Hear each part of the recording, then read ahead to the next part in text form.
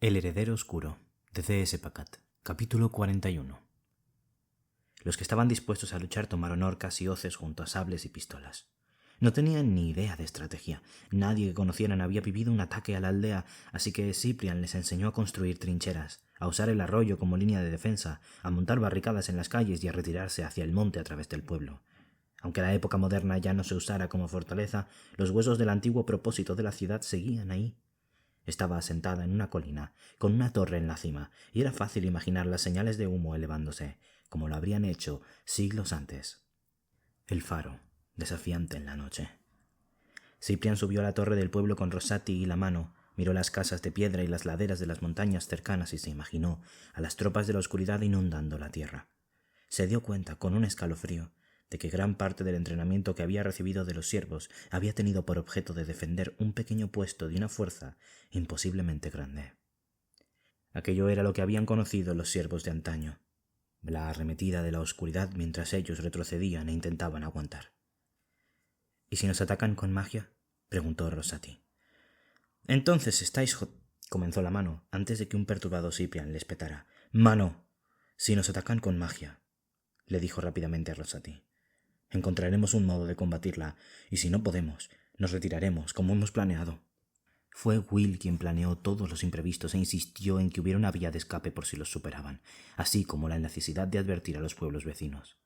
A Cyprian no le gustaba prepararse para la derrota, pero reconocía que su instinto de siervo de atrincherarse y luchar hasta la muerte no serviría de nada si aquel lugar caía ante la oscuridad.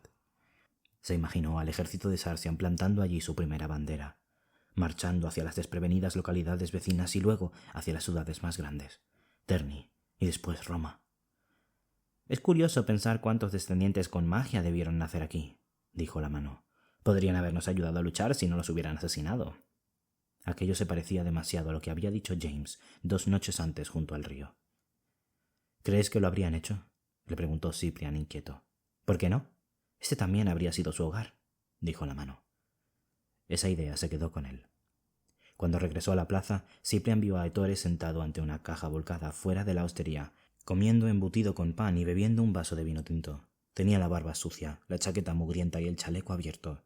No estaba trabajando ni ayudando con los preparativos.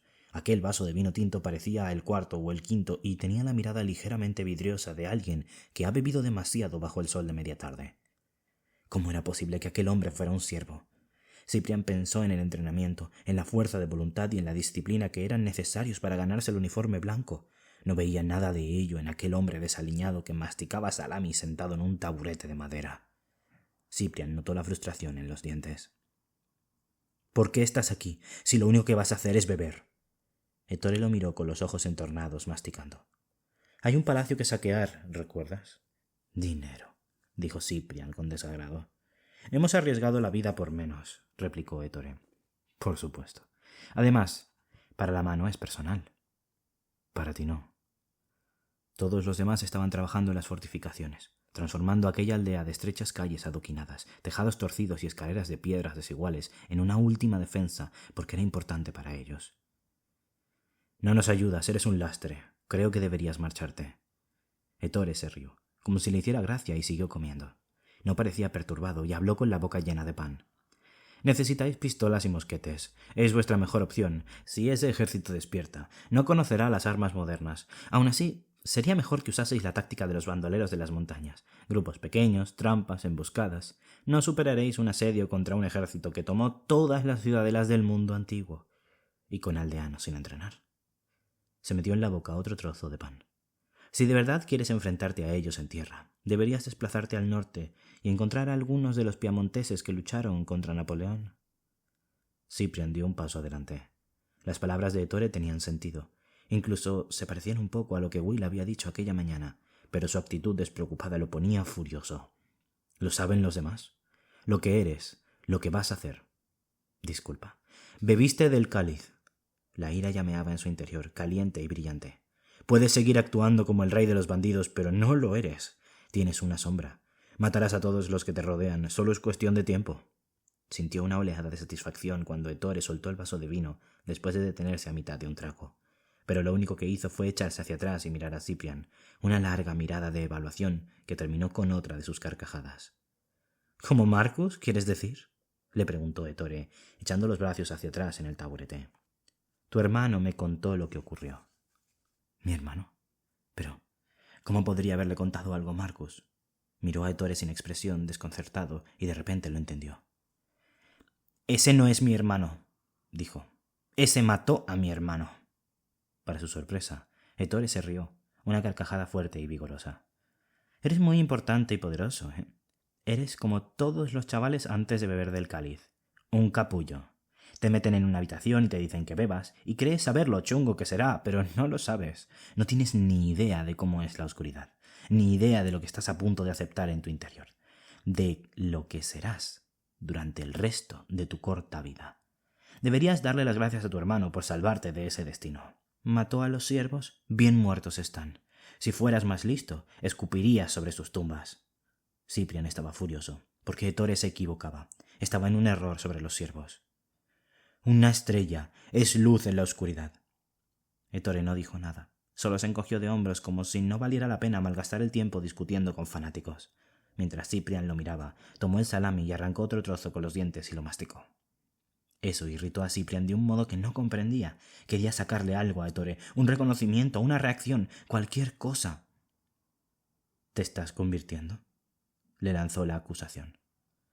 Por primera vez, vio algo duro y genuino en los ojos oscuros de Ettore. Un momento después, el hombre se limpió la boca, se incorporó y levantó sin decir nada el rastrillo de madera junto al pequeño montón de piedras que había cerca del muro. Lo blandió. Un arco precioso que conocía bien, el primer movimiento de la serie.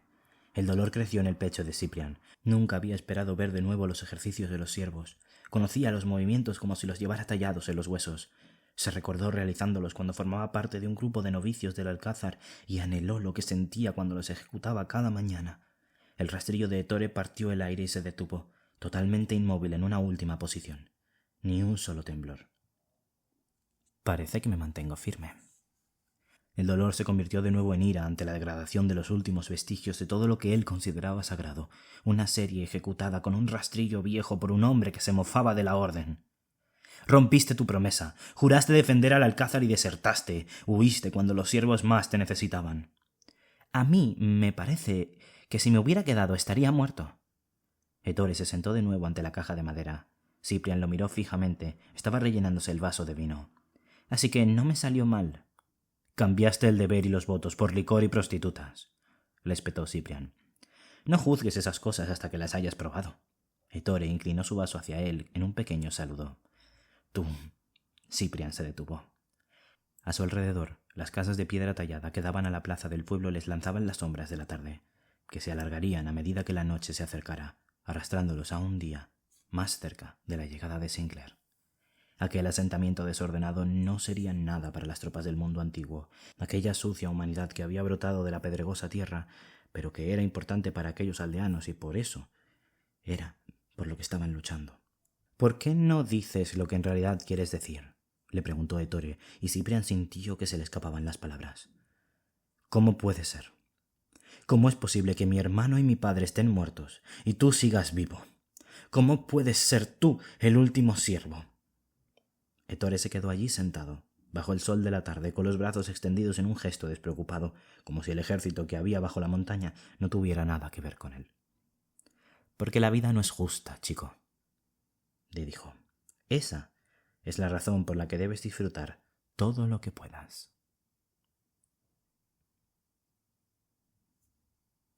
¿Por qué lo sigues? No podía seguir aguantando la pregunta y clavó la pala en la tierra. La mano se detuvo a su lado. Estaba cavando una trinchera con 6 hombres en la aldea. Estaban haciendo el trabajo que Ettore estaba eludiendo, por lo que Ciprian sabía, seguía bebiendo en la hostería. Te cortó la mano, ¿no? No se preocupa por ti, no se preocupa por nadie. ¿Por qué sigues a un hombre así? No era una pregunta infantil, era una necesidad de comprender, una necesidad de que hubiera alguna razón, y puede que la mano se diera cuenta de ello porque lo miró en silencio, como si estuviera meditando algo. Yo trabajaba para Sinclair. Dijo las palabras en inglés, un idioma que rara vez usaba. Su acento no era italiano y carecía del melodioso énfasis y de las ricas vocales. Sonaba como una londinense. ¿Qué? Trabajaba para Sinclair. Era desconcertante. Al mirarla, la ropa como la de los bandoleros, la cara sucia después de pasarse el dorso de la mano por la frente. Parecía a 1000 kilómetros de distancia del imperio de Sinclair en Inglaterra. ¿Y qué? ¿Los bandoleros son mucho mejores? Ella lo miró fijamente, con firmeza en sus ojos oscuros. Mis padres tenían un bar en los muelles de Londres, pero murieron de cólera cuando yo tenía 11 años. No tenía dinero para vivir. Probé suerte en el muelle y la tuve, a decir verdad. El hombre que se acercó a mí no estaba interesado en lo que vendían las niñas del muelle. Era uno de los supervisores de los estibadores de Sinclair y buscaba un mensajero. Nada de aquello tenía sentido. Su historia no parecía tener relación con aquel lejano pueblo en Umbría. En algún lugar, en el interior de Cyprian, una voz susurró. James tenía 11 años cuando Sinclair lo encontró. La misma edad que la mano, pensó. Al principio el trabajo no estaba mal. Ascendí de mensajera a ayudante. Sabía cómo hacer el trabajo gracias a mis padres y se me daba bien. Almacenes, inventarios, distribución. Sabía leer y escribir y Sinclair me dio todas las oportunidades. Tenía 16 cuando me pidió que supervisara su almacén en Londres. ¿Lo sabías?, le preguntó Cyprian. ¿Sabías que era la marca del Rey Oscuro? La mano negó con la cabeza. La verdad es que me sentía orgullosa, también entusiasmada. Todos decían que la marca abría puertas, que ofrecía oportunidades de ascenso. Si eras leal. A Sinclair no le importaba que fueras hombre o mujer, africano, irlandés, egipcio o francés. Bebí un montón y celebré e ignoré el dolor de mi brazo. Creí que tenía suerte. En ese momento. ¿Qué cambió?, le preguntó Cyprian. Fueron pequeñas cosas al principio. La primera vez me desperté tarde, pero no había descansado. Cuando llegué al almacén descubrí que llevaba durmiendo 4 días enteros. Eso fue lo que todo el mundo me dijo, con una palmada en la espalda y bromeando conmigo. Que había estado durmiendo. Bebí para olvidarlo. Me concentré en el trabajo y no le habría dado importancia de no ser porque volvió a suceder una semana más tarde. Y 6 días después de eso. Comencé a despertarme en lugares extraños sin saber cómo había llegado allí. Me faltaban horas de mis días y noches. Una vez me desperté con el vestido lleno de sangre, que no era mía. Más tarde descubrí que habían asesinado a una mujer cerca. Mientras lavaba la sangre empecé a pensar que quizá no había estado solo durmiendo. Hablé con mi casera. Ella me dijo que me había visto. Me dijo, no eras tú misma. El señor Anders, el tabernero, también me había visto, y el barrendero, y cada vez que me despertaba me ardía la S de la muñeca. Sinclair, dijo Cyprian. La idea lo hizo estremecerse. Me até a la cama por la noche. Le dije a otros que me vigilaran. Fue inútil. No siempre sucedía por la noche, sino en momentos y lugares que no podía anticipar. Yo no sabía qué estaba ocurriendo. Y entonces, una noche que me quedé trabajando hasta tarde en el almacén, vi al capitán Maxwell, del Selgaler, hablando con uno de los estibadores. Pero no era el capitán Maxwell. Su postura, sus ademanes, su voz. Hablaba con la voz de Sinclair. Y lo supe. Supe que Sinclair estaba manejándolo como a un títere, como me había manejado a mí. Había usado mi cuerpo como si estuviera colgado de hilos para hacer con él lo que quería. Maxwell se giró y nuestros ojos se encontraron. Vi a Sinclair en él, y él me vio y supo que yo lo veía a él. Sabía que yo lo sabía todo. Huí. Me alejé tan rápido y tan lejos como pude. Compré un pasaje en barco que se dirigía a Calais. Viajé al sur a través de Francia y después encontré un carruaje que me llevó a Italia a través de las montañas. Esperaba que si me alejaba lo suficiente conseguiría escapar de él. Es una sensación horrible saber que otra persona ha estado controlando tu cuerpo, saber que puede volver a poseerte en cualquier momento. Pensé que quizá, si no sabía dónde estaba, si había montañas entre nosotros, si nadie conocía mi nombre, y seguía huyendo. Pero entonces vino a mí. Perdí la consciencia como hacía siempre, pero esta vez forcejeé y, como lo hice, lo sentí. Fue como caer en un oscuro abismo. No podía ver, no podía hablar.